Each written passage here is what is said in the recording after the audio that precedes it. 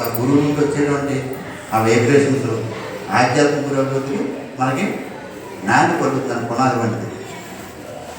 అలాగే మనకి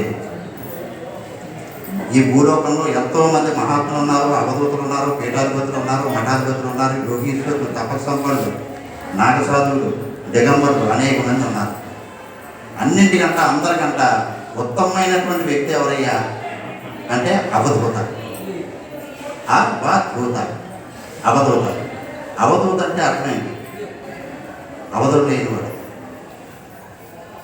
సకల మనుషుల్లోకెల్లా శ్రేష్ఠుడు. సకల మనుషుల్లోకెల్లా కోట్లాను కోట్ల మనుషులు ఉంటారు.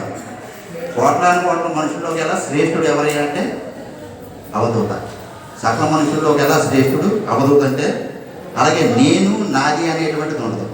నేను నాది అనేటువంటిది.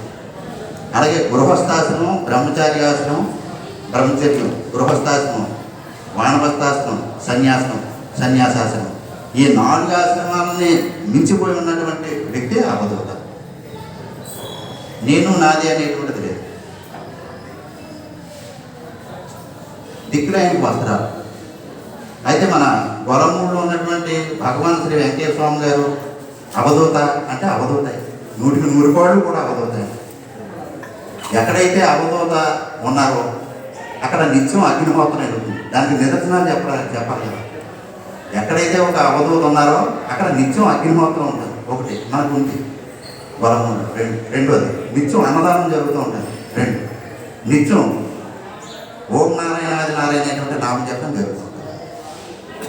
ఓం నారాయణ అనంత అందులో ఓం నారాయణ ఎన్ని అక్షరాలు అండి? అది 5 అక్షరాలు. పంచాయతీ ఓం నమః శివాయ. ఓం నమః శివాయ అనండి ఒకసారి. ఓం నమః శివాయ అది పంచాక్షరి. ఓం నమః శివాయ పంచాక్షరి అంటే ఎంత ఫలితం అవుతుందో ఓం నారాయణ అన్నా కూడా అంతే ఫలితం అవుతుంది. అంటే 5 అక్షరాలు వచ్చింది. ఈ 5 అక్షరాల యొక్క అర్థం ఏంటి? పంచభూతాలకి సాక్షిభూతం.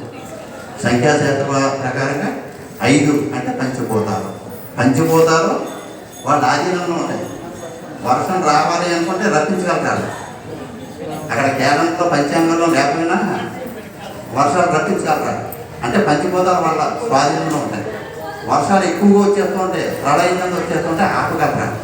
అంటే పంచభూతాలని కంట్రోల్ చేసేటువంటి శక్తి సామర్థ్యాలు ఎవరికి ఉంటాయంటే ఒక అవధూతిగా ఉంటాయి. అలాగే రెండోది ఏదంటే ఆది నారాయణ. ఏదండి? ఎన్ని అక్షరాలమ్మా? ఎన్ని అక్షరాలు?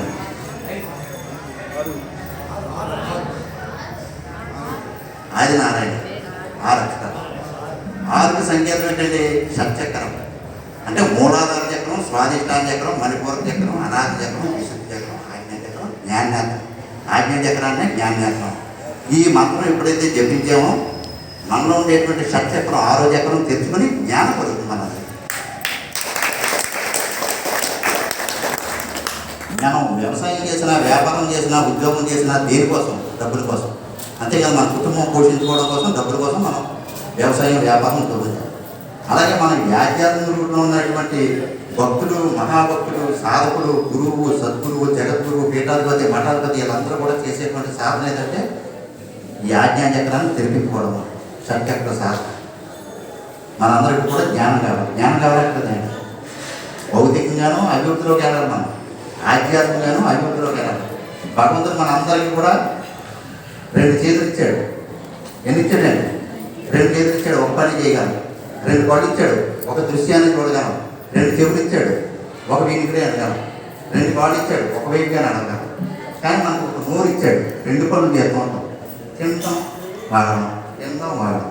భోజనం చేసేటప్పుడు నిశ్శబ్దంగా ఉండమ్మా అంటే ఒకళ్ళు ఉంటాం. అలాగే తింటూ ఉంటారు, బాగుంటుంటారు. నిశ్శబ్దంగా తింటారు. పెద్ద చెప్పినటువంటి మాట ఏమన్నా. మరి భగవాన్ వెంకటేశ్వర స్వామి 1981 జనవరి 30 తారీఖు శనివారం రోజు నాకు ఊహ తిరిగిన టైంలో రావడం జరిగింది. ఆ తర్వాత క్రమంలో 2-3 సార్లు పోలీస్ క్వార్టర్స్లో ఉండగా మా బావగారికి వచ్చినప్పుడు అలాగా సంవత్సరానికో వచ్చి స్వామివారి దర్శనం చేసుకునేవాళ్ళం. రూపాయన్నర చాపి చివర పట్టుకునేవాళ్ళం అటుపక్కని. ఈ స్వామివారు మా జంగారెడ్డి కూడా పెద్ద అక్కయ్య, దేవి అక్కయ్య గారికి స్వప్నంలో కనిపించి నా పారాయణాలు ఏంటంటా చెయ్యి, ఎవరైతే కోరుతారో వాటిని చెయ్యి అని చెప్పేసి భగవాన్ వెంకటేశ్వర స్వామి గారు చెప్తే ఆ విషయం నాకు చెప్పారు. అయ్యో దానికి ఉన్న సత్కార్యం మంచిదే కదా అని చెప్పేసి జంగారెడ్డిగూడెం పెద్దట్టి గారు, రాజమండ్రి దేవిరెడ్డి గారు, నేను అలా భక్తులు ఒక నలుగురు అని చెప్పేసి ఎవరో ఏ భక్తులు పోతే ఆ భక్తులు ఇంటికి వెళ్ళి సొంత ఖర్చులతోటి 50 కిలోమీటర్లైనా 60 కిలోమీటర్లైనా ఎంత దూరమైనా బస్సు మీద లేకపోతే బండి మీద వాళ్ళ ఇంటి దగ్గర పారాయణం చేశారు. ఆడుకుని వాళ్ళు ఏ కోరిక అనుకుంటే ఆ కోరిక నెరవేరు. అక్కడ మా అనపర్తి చుట్టుపక్కల గ్రామంలో మహేంద్రవాడ, అత్తమూరు, అలాగే పప్పువరం, కోమర్పాలెం, గొల్లల మామిడాడ, ద్రాక్షరమ, యానం, తాతలు, అలాగా ఆ చుట్టుపక్కల ప్రాంతాల్లో ఎవరికి ఏది కావాలంటే ఆ కోరిక నెరవేరింది. అయితే ఎక్కువగా మా దేవి అక్కయ్య గారితో సంతానం లేని దంపతులు ఎక్కువగా చేయించుకున్నారు. ఇలా పారాయణం చేయడం సంవత్సరం తిరగకుండా వాళ్ళకి సంతానం కలిగింది. అప్పుడు అమ్మగారికి జంగారెడ్డిగూడెం దేవి అక్కయ్య గారికి పేరేం పెట్టామంటే సంతానలక్ష్మి అని పెట్టారు.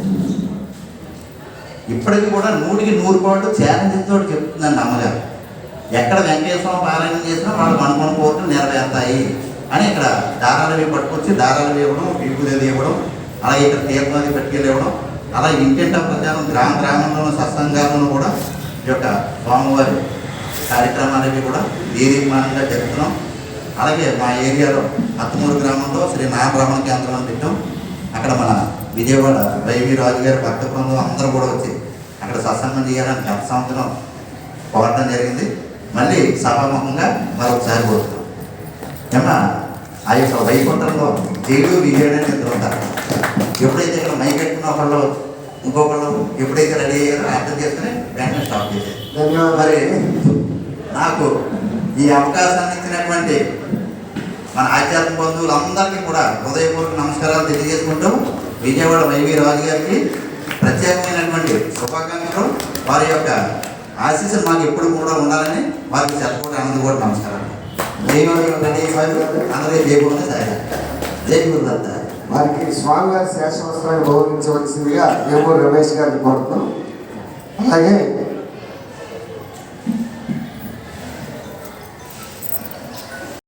స్వామివారి చరిత్ర పుస్తకానికి మా నాగేశ్వరరావు గారు బహుకరిస్తారు. ఓం నారాయణ వారి అమూల్యమైన సందేశాన్ని అందించినందుకు నాగసాయి గారికి మా అభయమంత్రం తరఫున ధన్యవాదాలు తెలుపుకుంటున్నాం. ఓం నారాయణ ఆది నారాయణ.